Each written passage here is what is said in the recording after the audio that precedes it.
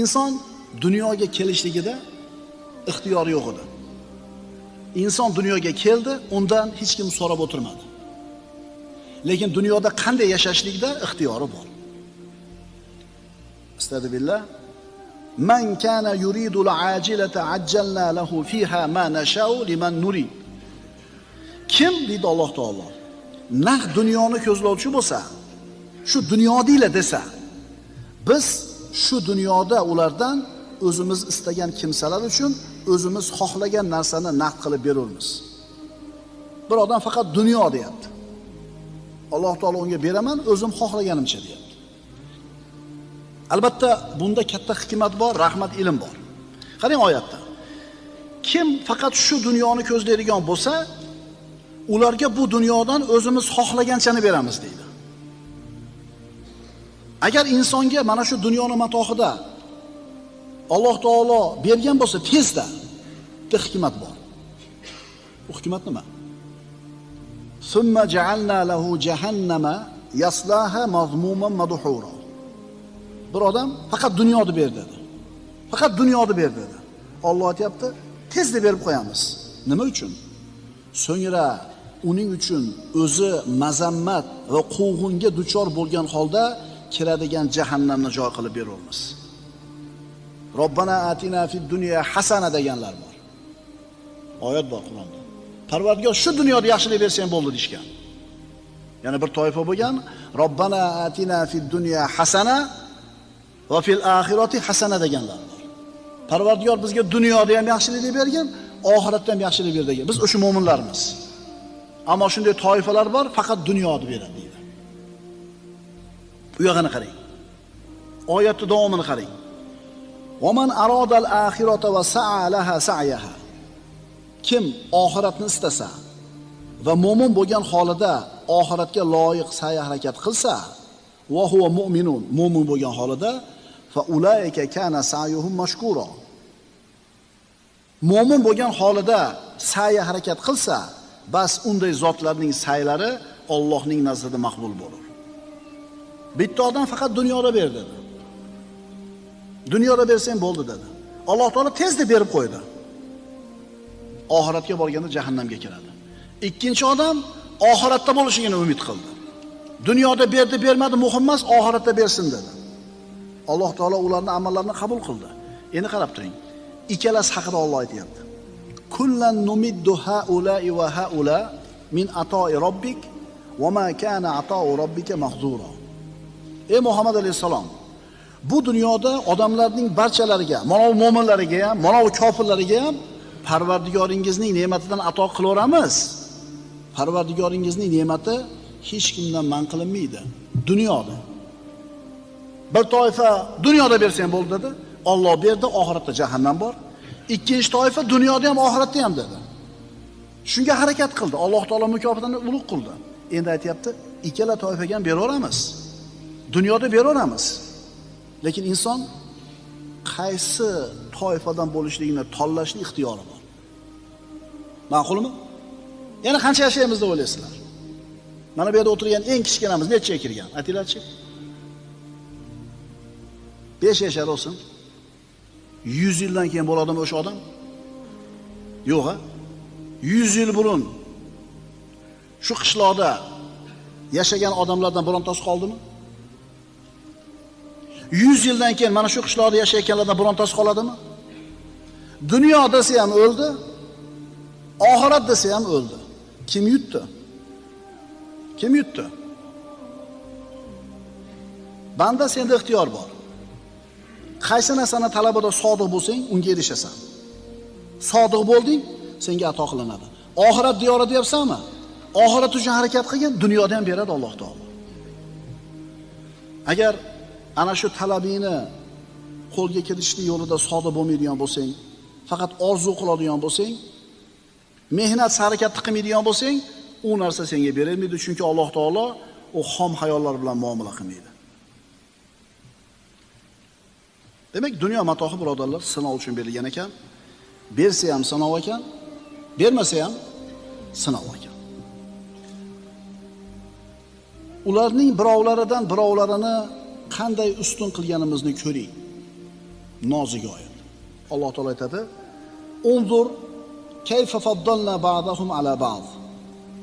Bu dunyoda deydi Alloh taolo Isro surasida, bu dunyoda ularning birovlaridan birovlarini rizq martabada qanday ustun qilib qo'yganimizni ko'ring. Inson dunyoga keldi, rizqi taqdiriga yozilgan. Bir odamda boy bo'lishini Alloh yozdi, birini kambag'al bo'lishini yozdi. Bu Allohning xohishi edi. Birini ikkinchisini rizq ro'zada nima qilyapti? Tafovutli qilib qo'yapti. Katta bir kompaniyani, korporatsiyani yuzayotgan odam bilan ko'chada o'sha aravasini itarib, pomidorni sotib yurgan odam barobar bo'ladimi? Yo'q. O'rtada tafovut bor. O'sha neyroxirurg bilan yonida xizmat qilayotgan hamshirasi barobar bo'ladimi? Yo'q.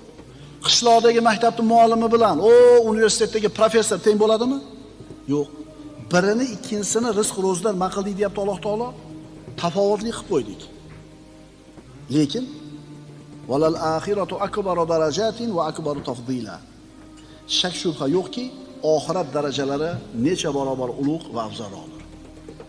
Inson ana shu oldiga qo'ygan maqsadga yetishlik uchun, doktor degan unvonni olishlik uchun yoki faloncha puli bor boy degan nomni olishlik uchun mehnat mashaqqatlarga kirishadi. Ana shuni mehnat mashaqqatlar evaziga topgan narsasini olim bo'ludi, boy bo'ludi, akademik bo'ludi. Odamlar bu narsani ko'rib turib katta narsa deydi. Bu narsalar hammaga berilib olmaydi, to'g'ri.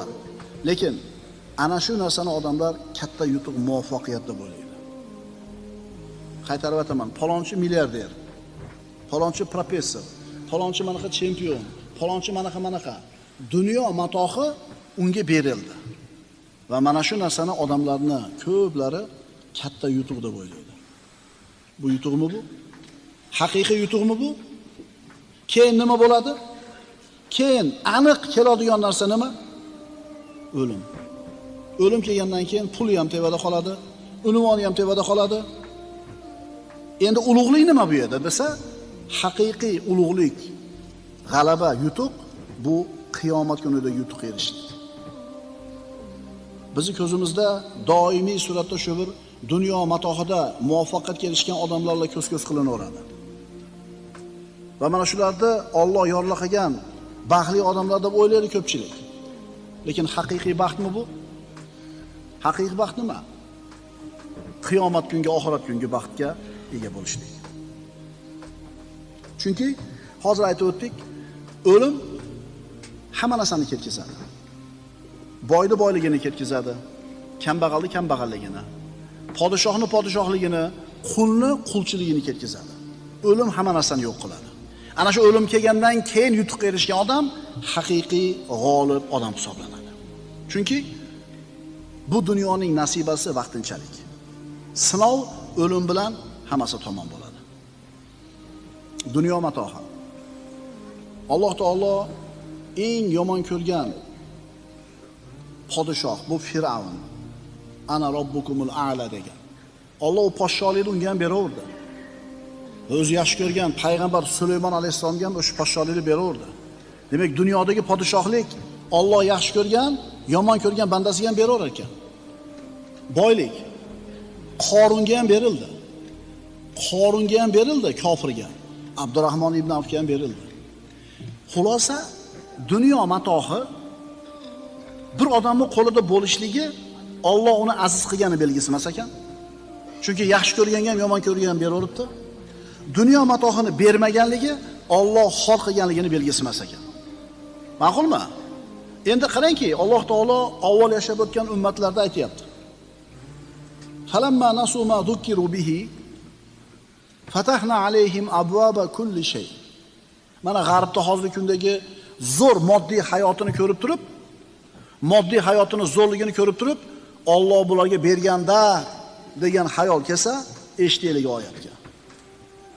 Endi o'zlari uchun eslatma qilib berilgan narsani unutgan vaqtlarida ularga hamma narsaning eshiklarini ochib qo'ydik. Allohni umuman unutib yuborishuvdi. Alloh dunyoning hamma eshigini ochib qo'ydi. Qachonki o'zlariga berilgan narsalar bilan shod, xurram turganlarida ularni to'satdan ushladik, bas butunlay nomurod bo'ldilar. haqiqiy g'alaba, haqiqiy yutuq o'limdan keyingi yutuq. Ali ibn Abi Tolib aytadi, haqiqiy boylik va haqiqiy kambag'allik Allohga ro'baro bo'lingandan keyin ma'lum bo'ladi.